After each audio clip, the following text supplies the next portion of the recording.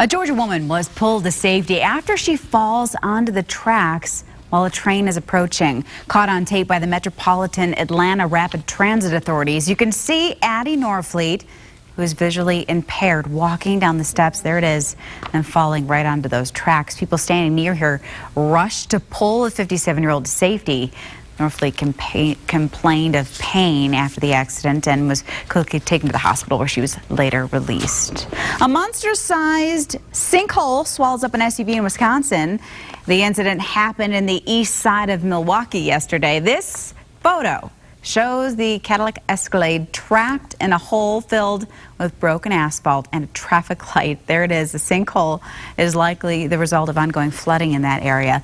Milwaukee police say the driver escaped without serious injury, luckily. A man is back in psychiatric care after a 6-hour standoff with police in Santa Ana. Brian Ortega climbed the top of a traffic light, shaking the pole and refusing to come down. The incident, as you can see, caused quite a stir as a huge crowd gathered to watch the man. Officers tried to talk him down, but eventually his grandfather was able to do so successfully. Ortega's family says he has not slept in 2 days since being released from psychiatric care and was taking large amounts of antihistamines. The Eagle County Sheriff's Office thinks a large number of bicycles have been stolen from the Edwards area. They've recovered a lot of them and want to return them to their owners. They say there's been a recent string of bicycle thefts that have gone unreported. A propane delivery man caught on fire while trying to kill bees in southern Colorado. John McMillan was making a propane delivery on Wednesday when he found a bee's nest on a customer's tank. Well, he used the propane hose to spray the bees, but the nozzle of the hose sparked a fire when it hit the ground. McMillan suffered burns to 50% of his body. He is in critical condition tonight. Rescuers are trying to reach a person who's trapped in a car after a parking garage collapsed in northern New Jersey. The emergency workers can see the victim, but they say they're really worried about another collapse there. Authorities are checking out reports that 2 to 3 more people might be trapped. A glass canopy fell off a condominium building and right onto that garage 2 stories below. And what it did is it partly flattened the structure and damaged all those vehicles there. Officials are considering a plan to renovate a crowded Arapahoe County jail. The sheriff says they will need to expand their jail, adding 272 beds at a minimal cost. Sheriff Grayson Robinson says they were working on a variety of issues to go beyond building new jails, like a sentence reform and mental health issues. But it will not be a traditional jail. It will not be traditional jail bed space. It will be unique, it will be efficient, and it will be effective. And it will be in the best interest of the safety and security of the inmates that we're responsible for. But most importantly, it will be a responsible decision in the best interest of our community. The jail expansion would be funded by Arapahoe County taxpayers. Police have arrested a doctor this week for writing illegal marijuana prescriptions to undercover officers. Manuel Aquino Villamen is accused of writing those prescriptions to people who weren't sick. Police say it amounted to illegal drug dealing. Aurora officers were tipped off to the doctor when they discovered a lot of patients visited him for marijuana prescriptions. 5 people were robbed in the parking lot while they were visiting Buffalo Bill's grave up in Golden. The robbers took cell phones and wallets with credit cards they used here in Denver. These are some surveillance pictures of the suspects, described as some Hispanic women. There were 3 Hispanic men. They were last seen driving a gray or silver Chrysler 300 with gold rims. An Air Force cadet is still recovering tonight after a parachuting accident last month. Cadet Matthew Perillo is now listed in stable condition, but he lost his right leg above the knee. A family spokesperson tells us his recovery has been phenomenal. Perillo is still focused on his goal of serving in the Air Force. We'll, of course, keep you updated on that. The second victim was finally found after this week's duck boat accident in Philadelphia.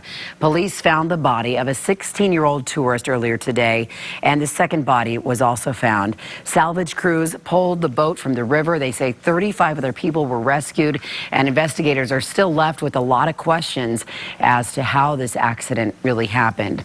Well, what was supposed to be a fun night turned into a shooting outside a Denver club, leaving 1 woman wounded. Around 2 a.m., police found a man pointing a gun at a woman outside Club Vinyl at 10th and Broadway. Police and the suspect got into a shootout, and the woman was shot in the leg. It's not clear who shot her, but her wounds are not life-threatening. The man who allegedly started the dispute has been arrested. New tonight, several campsites are closed because of a bear that has entered campers' tents. A black bear has entered 2 tents in the Castle Creek area near Aspen.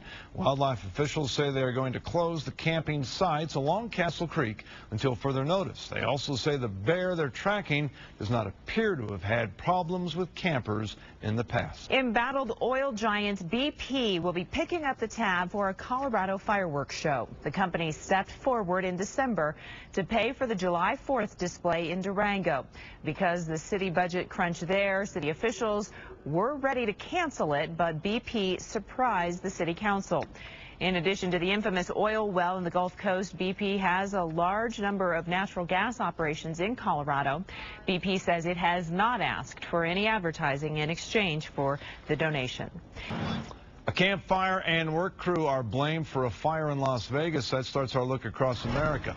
Officials say a spark from a wood chipper started a wildfire that destroyed nearly 15 buildings northeast of Las Vegas. An illegal campfire was also to blame for another blaze that forced an evacuation. More than 250 firefighters are battling this 20-acre fire. While that fire hasn't damaged any structures, it has come within 1,000 feet of homes. No serious injuries were reported in either blaze. NASA calls it a fluke, but it was a major failure for a Russian spacecraft. Our world wrap starts at the International Space Station. A Russian spacecraft failed to dock with the space station today. NASA says the ship hit a glitch while trying to dock with the space station on autopilot. The spacecraft flew right past the station. Mission Control is trying to figure out what caused this. Officials say the astronauts were never in danger. In business news tonight, the government is opening investigations into possible power steering problems in the Mazda 3 and the BMW Z4. The BMW and Mazda 3 both have received several complaints, and 1 crash has been reported on the BMW. 3 crashes have been reported on the Mazda. The complaints involve the loss of power steering, making it difficult to control the vehicle. On September 7th, Frontier Airlines plans to end flights between DIA and Rapid City. They will remove 5 jets from scheduled service and are waiting for some new aircraft. In the meantime, Frontier will also suspend flights to Boise, Idaho. 6 new Airbus jets will be delivered to Frontier by the middle of next year.